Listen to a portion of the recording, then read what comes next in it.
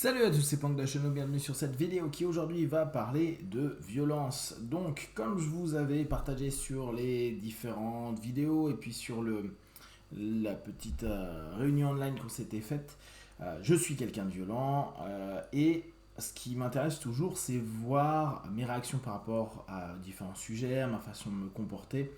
Et plus encore, j'aime bien étudier tout ce qui est principe de non-violence, à savoir que dans les arts martiaux, quand j'étais plus petit, l'art martial qui me fascinait, ça a été l'aïkido. Donc l'aïkido, c'est un système très non-violent. Après, il y a plein de choses à dire dessus, mais l'idée était d'arriver à une forme de pacification de l'opposition.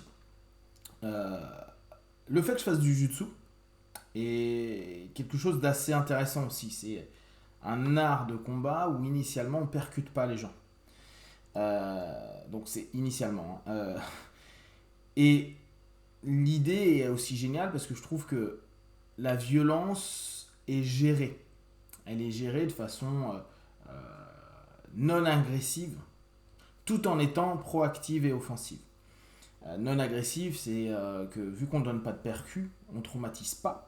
Et vu qu'on ne traumatise pas, on ne crée pas nécessairement une notion d'humiliation, de vengeance, etc. Alors que la percussion, les coups, amènent des cicatrices, peut casser des choses, etc. Et y a une espèce de rancœur qui peut s'installer. Dans le combat, donc principalement au sol qu'on fait en jiu-jitsu, euh, on n'a pas cette notion-là. Alors bien sûr, on peut casser un membre ou on peut endormir quelqu'un, endormir voire plus, hein. Mais il y a toujours la possibilité de laisser à l'autre s'épuiser, de le contraindre, de lui faire un peu mal, mais de le laisser abandonner, ne plus être capable de lui-même admettre sa propre défaite.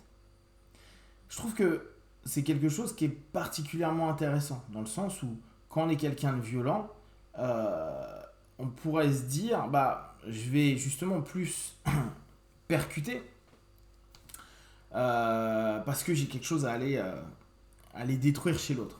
Et sincèrement, moi j'ai commencé par les systèmes de percus, je continue à en faire, j'aime beaucoup ça.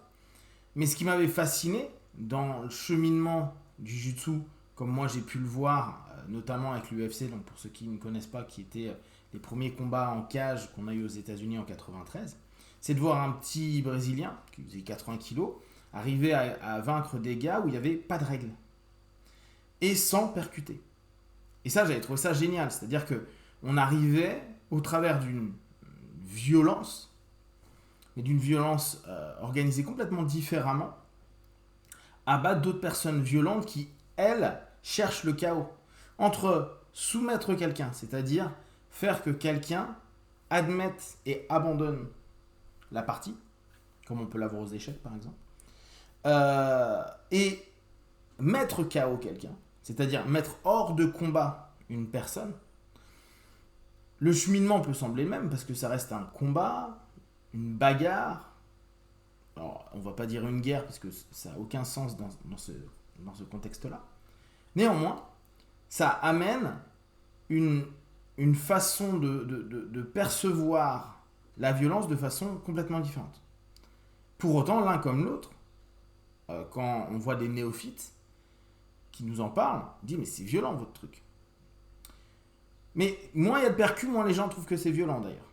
Alors que paradoxalement, un KO c'est un KO et c'est pas cool de tout, ça peut faire des traumas, etc., etc. Dans quelques moments, on peut même amener à une mort, ce qui est plus rare, mais ce qui peut malheureusement arriver. Euh, et paradoxalement, c'est là où il n'y a pas de percussion, c'est-à-dire en jiu-jitsu, en judo, en luta, etc., que on peut plus facilement tuer quelqu'un en étranglant. Et les étranglements, c'est hyper facile à prendre, surtout face à des néophytes. Donc c'est là où il y a un gros paradoxe sur les principes de violence. Et ce que j'aime bien constater, c'est se dire comment ma violence et la violence sociale, la violence personnelle, les violences de couple, les violences diverses sont exprimées. Comment elles fonctionnent. Quelle est la stratégie de la violence? Comme la violence est tabou et que on veut entraîner vers la non-violence, dire bah non, on pacifie la violence au travers de normes, de règles, de lois. D'ailleurs, dans les sports de combat, c'est ce qui s'est passé. De l'UFC, où je pense que beaucoup de gamins comme moi, ou d'adultes, à un certain moment avaient vu les premiers UFC en se disant waouh, on peut tout faire, il n'y a pas de règles. En réalité, il y avait deux règles. Il n'y avait pas le droit de mettre les doigts dans les yeux et pas le droit de mordre. Bon, c'était pas grand-chose, mais c'était quand même deux règles. On est passé à une structure qu'on appelle le Mixed Martial Arts, MMA, qui aujourd'hui a des règles. Et ce qui est assez amusant, c'est que dans l'esprit collectif des gens, le MMA, c'est quelque chose où il n'y a pas de règles. Et c'est voir comment, au travers de nos propres violences, et quand on enlève le tabou, et de se dire, bah, c'est comme ça. En tout cas, moi je le perçois comme ça et je ne me bats pas contre ma violence. C'est la différence que je fais souvent entre contrôler et maîtriser. Le contrôle souvent est quelque chose de nous vers l'extérieur ou de l'extérieur vers nous, alors que la maîtrise ne se fait que nous par nous, en nous. Basta. Donc on est violent, moi je suis violent, et mon idée est de maîtriser cette violence. La maîtriser, c'est l'image et la métaphore que j'aime bien partager, c'est dire, imaginez un petit peu les trucs de rodéo. Et ben, mon job à moi, c'est de tenir le plus possible sur le taureau. Bon, le taureau souvent nous fait tomber. Alors, on peut prendre le cheval, mais je suis tellement naze et en taureau et en cheval que je sais pas si ma métaphore est hyper claire. Mais je sais qu'il y a des gars qui arrivent à maintenir des chevaux au bout d'un moment et arriver à les apaiser. Et ça, je trouve ça trop classe. Et c'est ça, en fait, l'idée. C'est se dire, on a un petit cheval fougueux à l'intérieur de nous, qui ressemblerait parfois plus à un taureau. Et cette violence-là, comment je vais pouvoir, moi, la maîtriser?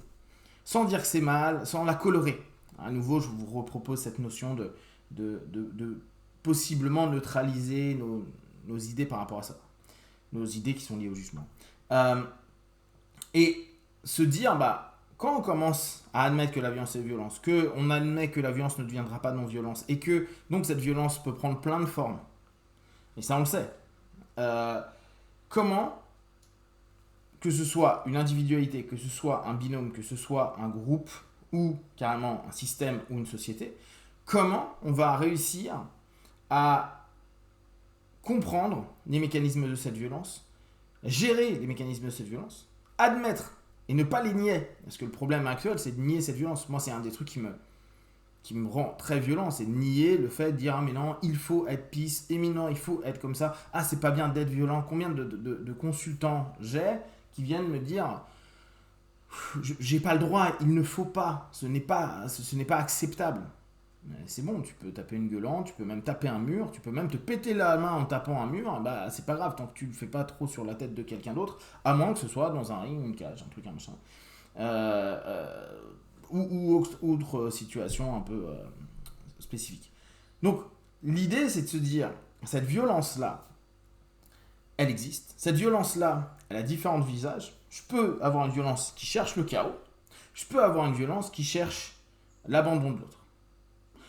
Alors, bien sûr, après, là, c'est des violences physiques. Les violences psycho sont pareilles. Et c'est pas pour dire pour autant que c'est toujours une bonne chose. Il y a plein de connards, et on le sait très bien, ou de connasses, c'est complètement mixte, qui vont avoir de la violence psycho et qui vont, et là si on reprend les notions un peu du jutsu, pas chercher à percuter, mais plutôt chercher à soumettre la personne à. C'est ce qu'aujourd'hui les gens adorent reprendre avec les concepts de PN, etc., etc. Dire ah oui mais il y a ça aussi. Attention, nous ce qui nous intéresse dans notre développement perso et dans peut-être un développement social, c'est prendre cette idée, cette attitude de violence pour réussir à la réorienter. Des gens qui ont décidé d'orienter leur violence de manière sadique, j'ai envie de vous dire, c'est le mec qui va dans la rue shooter une personne, pointer une femme, etc. etc. Et eux, d'entrée, il y a quelque chose, outre la violence qui est là, la violence étant à un moment une expression de quelque chose, qu'il faut aller voir en amont. Mais ce n'est pas la violence en tant que telle qui est à prendre à ce moment-là en compte et à retraiter. C'est plein d'éléments en amont. C'est comment j'ai orienté ma colère qui pourrait emmener de la violence ou ma violence intrinsèque vers moi, vers les autres, etc. etc. Je vous invite, comme d'habitude, à observer, regarder votre violence intérieure, votre rapport à la violence. Et là encore, hein, vous détestez la violence, c'est pas un problème. Vous admettez votre violence, c'est pas un problème. En gros, ne colorez pas et juste observez comment vous voyez vos stratégies de violence, vos stratégies de gestion de violence, etc., etc. Et vous voyez comment vous êtes vis-à-vis de ça. Si vous avez des questions derrière que vous partagez sur Facebook, YouTube, j'y répondrai le plus rapidement possible. Et comme d'habitude, de tout ce que je propose, ne prenez que ce qui est bon et juste pour vous. Testez, observez, analysez et concluez. Be one. Ciao.